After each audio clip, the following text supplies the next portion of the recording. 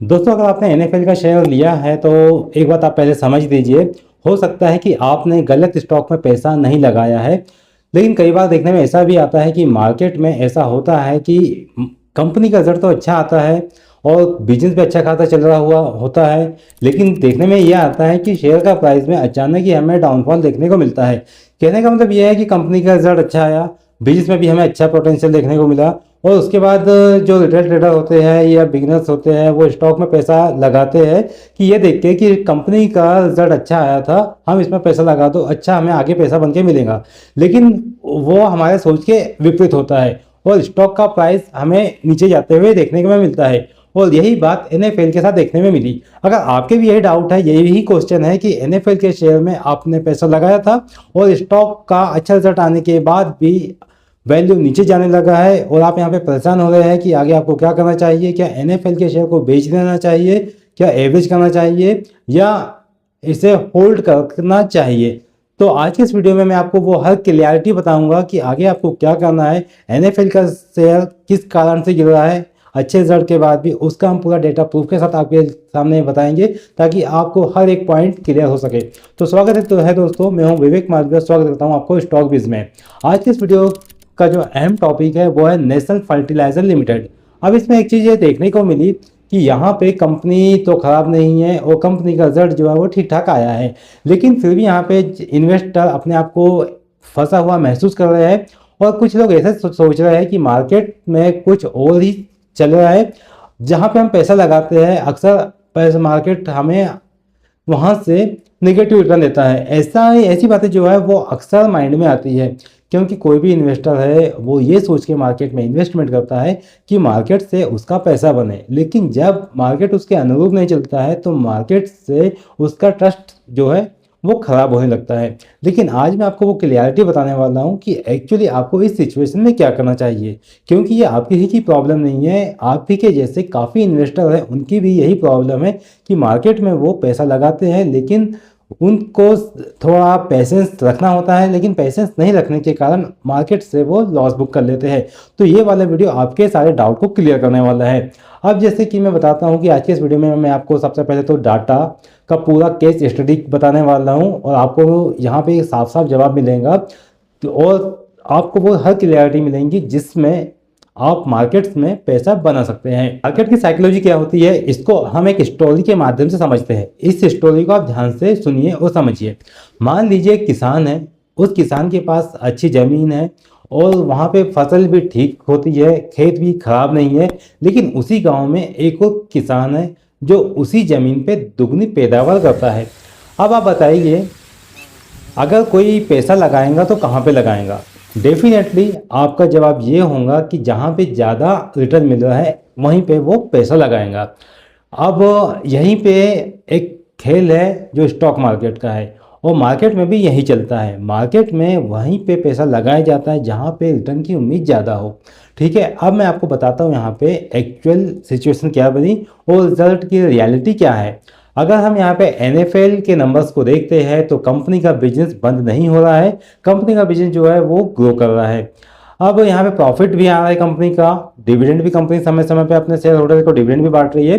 तो एक सवाल जो है जो इन्वेस्टर के माइंड में आता है कि यहाँ पे प्रॉफिट भी आ रहा है, डिविडेंड भी आ रहा है, लेकिन प्राइस क्यों गिर रहा है, आखिर क्या वजह है इसके प्राइस की गिरने की। तब यहाँ पे कुछ कारण आते हैं जिसको हम समझते हैं। सबसे पहले मैं आपको बताता हूँ यहाँ पे रीजन वन क्या है। वो रीजन वन हमारा आएगा ग्रोथ को लेके, जो सेल्स की ग्रोथ है। अब डाटा के अनुसार यहाँ पे देखते हैं तो फाइनेंशियल ईयर 2024 में कंपनी की सेल्स का लगभग 23,556 करोड़ रही, लेकिन फाइनेंशियल ईयर 2025 में सेल्स घट के 19,798 करोड़ रह गई। अब सवाल ये आता है यहाँ पे कि प्रॉफिट भी है फिर भी स्टॉक क्यों गिर रहा है। यानी कि जो इन्वेस्टर है वो ये देख रहा है कि कंपनी के अंदर प्रॉफिट तो बन रहा है लेकिन शेयर का प्राइस नीचे क्यों आ रहा है, जो एक चिंता का विषय बनता है। अगर सेल्स ग्रोथ धीमी दिख रही है और प्राइस पर प्रेशर आ सकता है तो एक बात ये समझ लो आप कि अगर सेल्स ग्रोथ धीमी दिख रही है तो इसका जो प्रॉफिट आपको देखने में आता है ये प्रॉफिट भी प्रेशर में आ जाता है। यही वजह है कि स्टॉक के शेयर के ऊपर हमें दबाव देखने को मिलता है। अब दूसरी बात मैं आपको बताता हूँ जो है मार्जिन की, तो इसको आप ध्यान से समझिए। कंपनी का ऑपरेटिंग मार्जिन लगभग 3 से लेके 4% चल रहा है। अब ऑपरेटिंग मार्जिन जिन लोगों को नहीं समझता है उनका डाउट यहाँ पे क्लियर हो जाएगा। अब अगर ये मान लेते हैं कि जो फर्टिलाइज़र कंपनी है वो 100 रुपये में बेचती है, मतलब कि अपना जो प्रोडक्ट है फर्टिलाइज़र का वो 100 रुपये में बेचती है 100 रुपीज़ में, तो प्रॉफिट उसको कितना बचता है, उसका सिर्फ ओनली 3 से लेके 4 रुपीज़ का उसे प्रॉफिट बचता है। अब अगर रॉ मटेरियल यहाँ पे महंगा हो जाए, ध्यान दीजिए, अगर रॉ मटेरियल महंगा हो जाता है या पॉलिसी में ऐसे कोई चेंजेस आ जाते हैं तो प्रॉफिट के अंदर दबाव पड़ता है। बातों को लेकर मार्केट जो है वो थोड़ा कॉशियस रहता है और यही कारण है कि हमें इसका प्रभाव शेयर के प्राइस के ऊपर देखने को मिलता है। अब मैं आपको एक रियल स्टॉक मार्केट का एग्जांपल बताता हूं जो आपका सारा डाउट को क्लियर कर देगा और ये एग्जांपल आपके लिए समझना काफ़ी इंपॉर्टेंट है। कई बार स्टॉक रिजल्ट के बाद गिरता है लेकिन कुछ महीनों के बाद स्टॉक के अंदर वापस से हमें रिकवरी देखने को मिल जाती है और वापस से स्टॉक जो है वो नया हाई लगाता हुआ नजर आता है। और ये बात मैं क्यों कह रहा हूँ, क्योंकि ऐसा पहले भी हो चुका है। इसके लिए मैं आपके लिए यहाँ पे 2 एग्जांपल लेके आया हूँ। पहले एग्जांपल हम यहाँ पे देखेंगे सादा कॉर्पचेम लिमिटेड का। अब सादा कॉर्पचेम लिमिटेड की बात कर लेते हैं तो यहाँ पे नवंबर दिसंबर में इसने अपना क्वार्टरली रिजल्ट को अनाउंसमेंट किया था। रिजल्ट अच्छे आए थे और रिजल्ट के बाद स्टॉक के अंदर हमें प्रॉफिट बुकिंग देखने को मिली। अब उसके बाद प्राइस जो था वो लगभग जिस समय नवंबर दिसंबर में सादा कॉर्पोरेशन का क्वार्टरली नंबर आया था उस समय इसका शेयर प्राइस 962 रुपीज़ पर ट्रेड कर रहा था, लेकिन रिजल्ट अच्छे आने के बाद स्टॉक गिर के 790 रुपीज़ के आसपास तक के पहुंच गया था। और उस समय इन्वेस्टर को ऐसा लगा कि यहाँ पे स्टॉक जो है वो तो गया ही समझो, मतलब कि स्टॉक खत्म समझो। ऐसा कुछ इन्वेस्टर जो कि रिटेल ट्रेडर थे उन्होंने समझा और कुछ लोग ऐसे भी थे जिन्होंने स्टॉक को उस प्राइस पे एग्जिट कर दिया, अपना लॉस बुक कर लिया। लेकिन कुछ स्मार्ट इन्वेस्टर थे जो इसी ताक में बैठे हुए थे कि कंपनी का रिजल्ट अच्छा आया है, अब इसका यहाँ से हमें बाइंग जोन देखने में आता है। और वहाँ से स्टॉक के अंदर आप देखोगे तो स्टॉक ने एक शानदार का अपसाइड का मूव दिया और शेयर का प्राइस 3 महीने के अंदर 1295 यानी कि 1295 रुपीज़ तक का हाई लगा चुका है। अब ये तो हो गया पहला एग्जांपल। अब मैं आपको बताता हूँ यहाँ पे एग्जांपल नंबर सेकंड। अब इसमें ये आता है अपार इंडस्ट्रीज लिमिटेड का। अब अपार इंडस्ट्रीज लिमिटेड का रिजल्ट भी नवंबर दिसंबर क्वार्टर के अंतर्गत आया और उसके बाद भी स्टॉक के अंदर हमें प्रॉफिट देखने को मिली। स्टॉक लगभग जो हाई था नवंबर दिसंबर में उस समय जब रिजल्ट आया था अपार इंडस्ट्रीज का तो शेयर का प्राइस ने जो हाई लगाया था ये 9510 के आसपास का हाई लगाया था और वहां से जब इस मार्केट के अंदर करेक्शन आया और स्टॉक का प्राइस गिर के 6900 तक के आसपास तक के आ गया।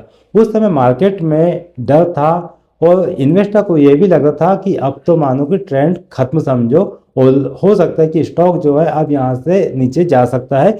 और ऐसे में पैनिक में आके काफ़ी इन्वेस्टर ट्रेडर ने अपने शेयर बेच दिए।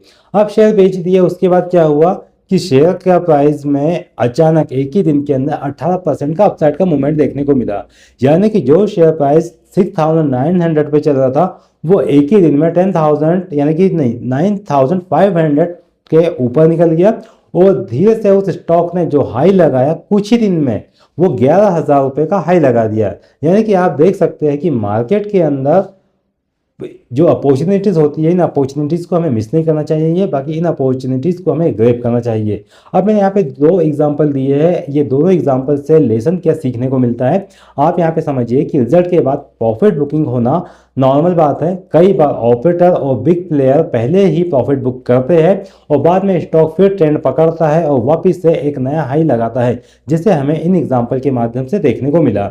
अब स्टॉक को जज करना सही नहीं होता। स्टॉक को सही समय पे अगर आपने स्टॉक को लिया है, सही स्टॉक अगर आपके पास में है, अगर आपको लगता है कि स्टॉक के दमदार रिजल्ट आए हैं तो आप इसको गिरावट में यानी कि जब स्टॉक के अंदर 10 या 20% का शॉर्टफॉल आता है तब आप स्टॉक को SIP के माध्यम से एवरेजिंग करने का प्लान कर सकते हैं और आप एक सही डायरेक्शन में एक स्ट्रिक्ट एक्सेल को मेंशन करके आप अपनी पोजीशन को आगे लेके जा सकते हैं।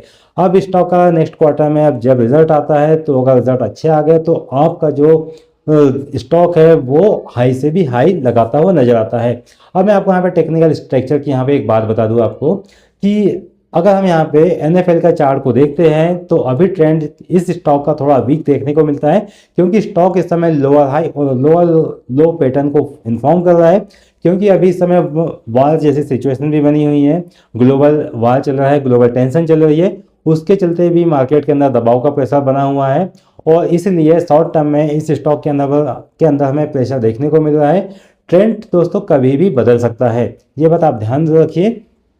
अब मैं आपको फाइनेंशियल आंसर यहाँ पे बताना चाहूँ तो अगर आखिर में जवाब क्या है इस बात को लेके, तो एनएफएल का स्टॉक इसलिए गिर रहा है क्योंकि सेल्स ग्रोथ यहाँ पे धीमी देखने को मिल रही है, मार्जिन कम आए हैं, सेक्टर कंपटीशन इस समय यहाँ पे ज़्यादा देखने को मिल रहा है और साथ ही इसका जो चार्ट है वो इस समय वीक देखने में आ रहा है। इसका मतलब दोस्तों ये नहीं है कि कंपनी यहाँ पे ख़त्म हो गई है, बस मार्केट में अभी स्ट्रॉन्ग ग्रोथ का इंतजार कर रही है।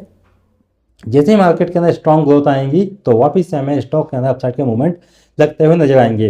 दोस्तों स्टॉक मार्केट में सबसे बड़ी गलती क्या होती है, अगर आपको ये नहीं पता तो मैं आपको बता दूं कि लोग प्राइस देखकर डर जाते हैं। जब प्राइस आता है तो लोग पैनिक में अपनी पोजीशन को एग्जिट कर देते हैं, लेकिन स्मार्ट इन्वेस्टर डेटा को देखता है और डेटा को एनालाइज करता है और यहीं पे हम बिजनेस को समझते हैं और पेशेंस रखते हैं, क्योंकि मार्केट में कहानी कभी भी बदल सकती है। जैसे कि सादा कॉर्पोरेशन के हुआ और अपार इंडस्ट्रीज के साथ हुआ। अपार इंडस्ट्रीज ने एक ही दिन में 18% का अपसाइड का मोमेंटम दिया और जितनी गिरावट हुई थी वो एक ही दिन में कवर कर दी। तो यानी कि इन स्टॉक का में कभी भी एक्शन देखने को मिल सकता है और इस प्रकार के स्टॉक अगर सही रिजल्ट आया है, अच्छी क्वालिटी के स्टॉक है, तो इन स्टॉक को आप अपने वॉच लिस्ट में भी एंटर कर सकते हैं, उनको जगह दे सकते हैं। अगर आपको डेटा बेस्ड एनालिसिस दोस्तों पसंद आते हैं तो इस वीडियो को लाइक जरूर कर दीजिए और अगर आप चाहते हैं कि इसी प्रकार की इन्फॉर्मेटिव जानकारी आपको आगे भी मिलते रहे तो चैनल स्टॉक बिज को सब्सक्राइब करना ना भूलें, जहां पे शो नहीं बल्कि डेटा की सीधी बात होती है और मैं आपको डेटा के सामने पूरा की पूरा टेक्निकल और फंडामेंटल एनालिसिस के माध्यम से बताता हूं, ताकि मार्केट में आप कोई भी गलती ना करो और मार्केट में सही डायरेक्शन में रहे कि आप मार्केट का ट्रेंड और टेक्निकल एनालिसिस को फॉलो करते हुए मार्केट में अपने स्टॉक में मार्केट की जर्नी को आगे बढ़ाएं। दोस्तों आगे क्या है वीडियो में मैं आपको बताने वाला हूँ रेलवे सेक्टर के ऐसे स्टॉक जिनके अंदर अभी काफ़ी हमें डिस्काउंट देखने को मिल रहा है। आगे इन स्टॉक के अंदर हमें अपसाइड के मूवमेंट भी नजर आते हैं। इन स्टॉक के पूरे अपडेट मैं आपके लिए लेके आने वाला हूँ। साथ ही ऐसे स्टॉक जो अभी कुछ कम प्राइस पे मूवमेंट करते हुए नजर आ रहे हैं और लगता है कि इसके अंदर हमें अपसाइड के मूव देखने को मिल सकते हैं और साथ ही स्विंग सेटअप में कुछ स्टॉक अभी रडार पे आते हुए नजर आ रहे हैं। इनके संबंध में हम जानकारी लेके आने वाले हैं और साथ ही मैं कुछ अपडेट्स टेलीग्राम चैनल के ऊपर मेंशन करते रहता हूं, तो आप टेलीग्राम चैनल को ज्वाइन जरूर कीजिए। टेलीग्राम चैनल की लिंक आपको डिस्क्रिप्शन में मिल जाएगी, वहां पे आपको मार्केट के अपडेट्स हाईलाइट्स आपको मिलते रहती है, ताकि आपसे कोई भी अपडेट मिस ना हो। तो आप टेलीग्राम चैनल को ज्वाइन कीजिएगा। इंस्टाग्राम पे हो तो इंस्टाग्राम को फॉलो करना ना भूले। मिलते हैं दोस्तों अगले वीडियो में इसी इन्फॉर्मेटिव जानकारी के साथ, तब तक के लिए आप अपना ख्याल रखिएगा। नमस्कार।